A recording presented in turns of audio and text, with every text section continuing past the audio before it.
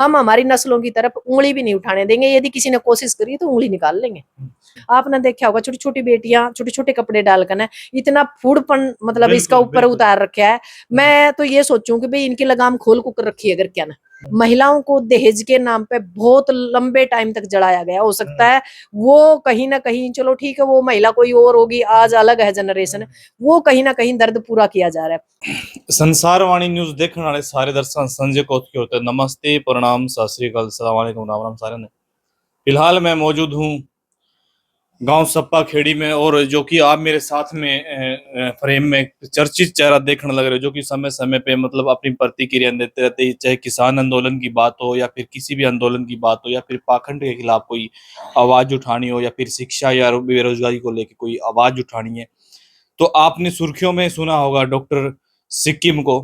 और फिलहाल जो आपने अभी जो मामला चला हुआ करंट में, बहुत ही गंभीर मामला चला हुआ है। ये जो साध्वी कंचननाथ को लेके भी चला हुआ है, और एचयू की बात करें तो छात्रों के साथ में जो शोषण हो रहा है उसको लेके भी। और आज एक उचाना के अंदर बहुत बड़ी पंचायत बुलाई गई थी, तो उस पर भी काफी तमाम बातें करेंगे। तो बने रहिए आप हमारे साथ, और वीडियो को शुरू से लेके अंत तक जरूर देखें। जी नमस्कार। नमस्कार जी, आपको और आपके दर्शकों को भी नमस्कार। जी अच्छा, आज उचाना में एक महापंचायत का वो बिल्कुल बिल्कुल। किया गया था, आयोजन आयोजन किया गया था। तो क्यों और किस लिए इतनी बड़ी पंचायत बुलानी पड़ी वहाँ? वो पंचायत इसलिए बुलानी पड़ी क्योंकि जो हमारा देश है, मान लो ज्यादातर हरियाणा खेड़ा खाप और खेत का मतलब एक एग्रीकल्चर के ऊपर डिपेंड है हरियाणा। तो यहाँ आपने पता है कि नए नए कानून बना रखे हैं कि आप लड़की महिला या पुरुष रिलेशनशिप में 15 या 16 साल की उम्र में रह सकता है। शादी कर रहे हैं, अब सरकार उस पर मंथन कर रही है कि लड़की की शादी की उम्र 21 साल करी जावे और लड़के की 23 साल। तो आज की जो पंचायत थी उसका ये मुद्दा था कि लड़की की जो उम्र है शादी की 18 साल रहे और लड़के की जो शादी की उम्र है वो 21 साल रहे, और लव इन रिलेशनशिप को मतलब खत्म कर दिया जाए सिरे से। क्योंकि आप एक बात बताओ, पिछले के बच्चे भी बदीन, अगला के भी बच्चे बदीन, उन बच्चों का कौन वाली वारस है और किसकी प्रॉपर्टी में, तो वो हिस्सेदार होंगे। उसके बाद ये था कि समलैंगिकता, जिस पर आपने पता है कि जानवर भी नहीं ऐसा गंदा काम करते। भी लड़की लड़की के लिए शादी करने लग रही है, लड़का लड़का के लिए शादी करने लग रही है, यू कल्चर तो हमारा था ही नहीं। तो इसके अलावा लव मैरिज कर लो भाई, कोई बात नहीं, बदलता सिस्टम है, कोई बात नहीं है। बस ये है कि खेड़ा मतलब जो अपना गांव है, गुआंढ है, गोत्र है, और कोशिश करो कि भाई मामा बुआ फूफी अड़ोस पड़ोस में शादी ना करो, रिश्तेदारी में ना करो।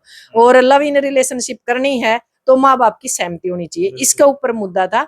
और इस पंचायत में लास्ट फैसला ये लिया गया कि सरकार एक विधानसभा में एक कानून पारित करे। यदि वो करती है तो ठीक है 27 सितंबर तक, नहीं तो 28 को जो भगत सिंह जयंती है उसके ऊपर बड़ी महापंचायत होगा। समीकरण पहले पंचायतों खापों का मंथन होगा 28 तारीख को, उसके बाद एक बड़ी पंचायत होगी। और फिर ऐसा भी हो सकता है कि हमेशा के लिए धरना प्रदर्शन हो, और जब ये कानून खत्म हो जब ही वो उठा जावे।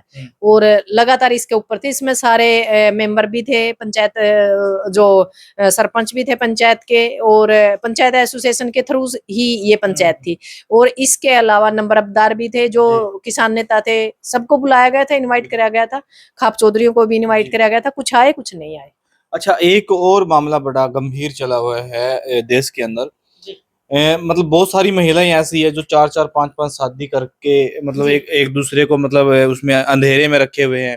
और बहुत सारी महिलाएं कुछ ऐसे भी हैं, जैसे कोई ड्रम कांड है, कोई मतलब पत्थर से के साथ मार रहा है, कोई पहाड़ से धक्का दे के मार रहा है, कोई मतलब वायर के साथ में अपने पति को। ये समाज किस दिशा और दशा में चल रहा है, इसके बारे में आपकी सबसे क्या बड़ी बात ये है कि हमारे अंदर जो हमारा देश था वो कहीं ना कहीं एग्रीकल्चर पे मतलब वो था, वो खाना हमारा सादा खाना था। अब क्या है, जो हम खाना खा रहे हैं उससे हार्मोन्स बदल रहे हैं, यहाँ सारी मर्यादाएं तार तार हो रही हैं।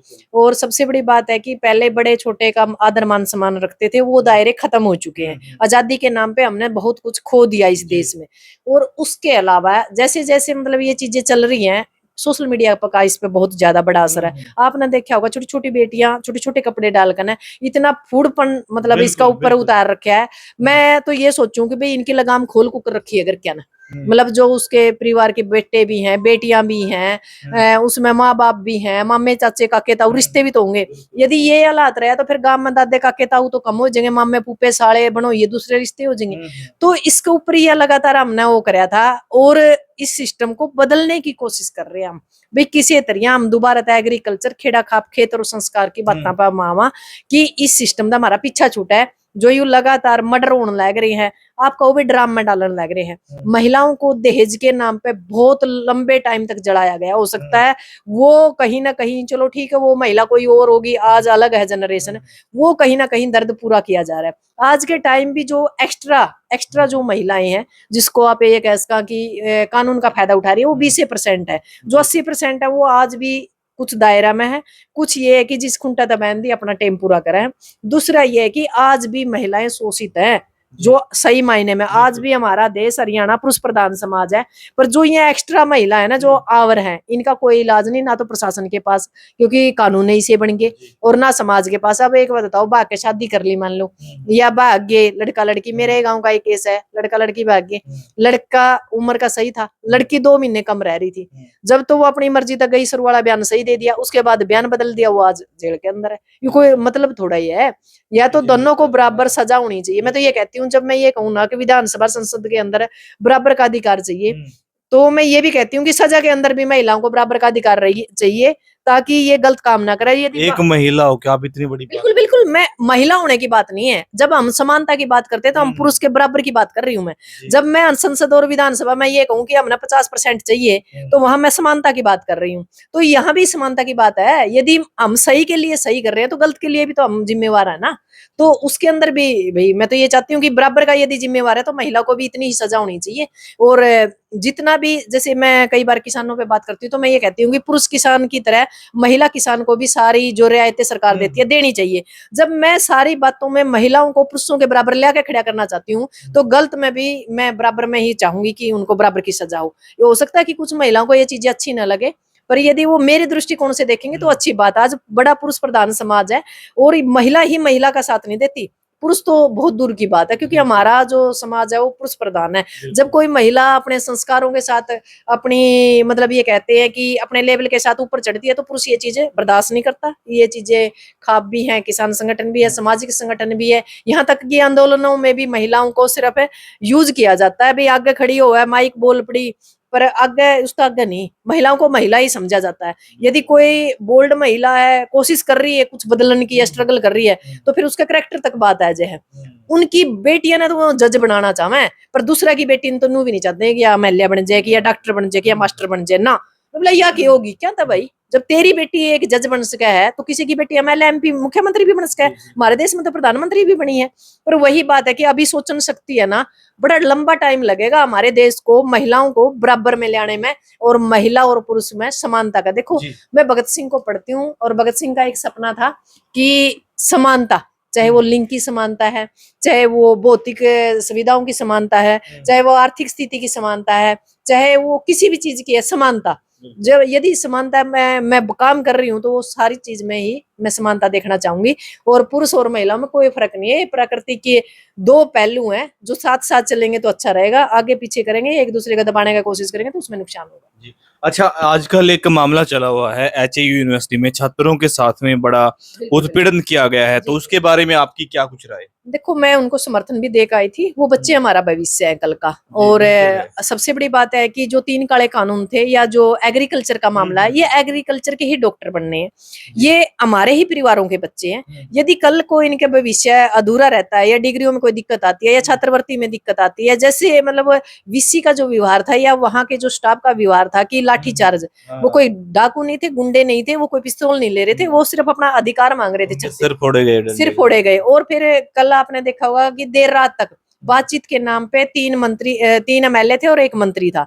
लंबे टाइम तक उनको धमकाने का और मतलब दबाने की कोशिश करी गई। यहाँ तक कि लड़कियों को ये कहा गया कि क्या मतलब आपके ऊपर क्या दबाव दिया गया, आपको कोई चोट थोड़ी लगी, आपका कोई बलात्कार थोड़ा ही करा। मतलब शर्म की बात है। एमएलए और मंत्री वो बलात्कार को दबाव सोचते हैं, वो बलात्कार को दबाव मानते हैं। हाँ, तो मतलब सोचने की बात है। और रात के 10-11 बजे तक मतलब उनको अंदर रखा। 8 घंटे की लगातार लंबी वार्ता चली और रिजल्ट जीरो। जब यहाँ से उठ के गए हैं और लगातार मीडिया पे प्रचार हुआ, जब सरकार का ये हुआ कि आप अंदर इनको बंधक नहीं बना सकते, इनके ऊपर दबाव नहीं बना सकते, और यहाँ की बात नहीं, राजस्थान के अंदर भी आपने पता होगा वो लड़का है क्या, उसका मेरा ध्यान नहीं है, निर्मल चौधरी को उठा के अंदर डाल दिया। बताओ कोई बात थोड़ी है। जो लोग समाज की आवाज बनना चाह रहे हैं ना, सरकार उनको दबाना चाहती है। यूनिवर्सिटियों के अंदर आपने पता है कि इलेक्शन बंद कर रखे हैं। क्यों कर रखे हैं?